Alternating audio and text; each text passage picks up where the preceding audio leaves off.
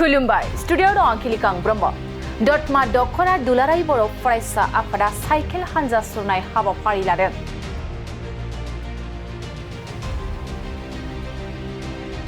दतमा दख'रा दुलाराय बर' फरायसा आफादा दिनै गुन गोनां सोलोंथाइजों गेरेमसा बर' माहारि दानाय समाजारि थासारि आरो खोमसि फोथायनाय आयदाफोरखौ लानानै साइकेल हानजा सुरनाय हाबाफारिखौ गियानज्योति लाइब्रेरि गेलेग्रा फोथाराव बेखेवजेननाय जायो। बे साइकेल हानजा सुरनाय हाबाफारिखौ हांख्रायनाय लेखायै बेखेवनानै होयो दुलाराय बर' फरायसा आफादनि मानगोनां बुंथिगिरि अबिद नार्जारिया।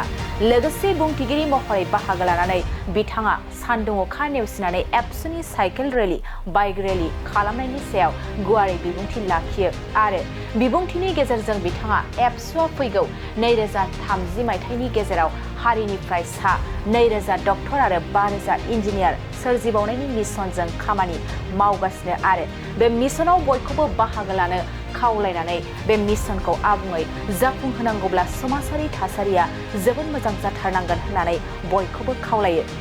बे हाबाफारियाव क'क्राझार जिल्ला एबसुनि आफादगिरि कृपेश दैमारी गाहाय नेहाथारि काम्पा बसुमतारीजों लोगोसे जिल्ला आफादनि दैदेनगिरिफोर एबसुनि 57थि बोसोरसालिया जथुम्मानि गाहाय लिंथुमगिरि शंकरलाल ब्रह्म दतमा गुदि बर' थुनलाइ आफादनि आफादगिरि क'क्राझार जिल्ला आइजो अनसाय आफादनि आफादगिरि ओनसोलनि मेलेमजिबिफोर फोरोंगिरिफोर आरो रायजो राजाफोरनि बाहागो लानायजों बेखेवनाय हाबाफारिया मोजाङै मोजां जोबलाङो।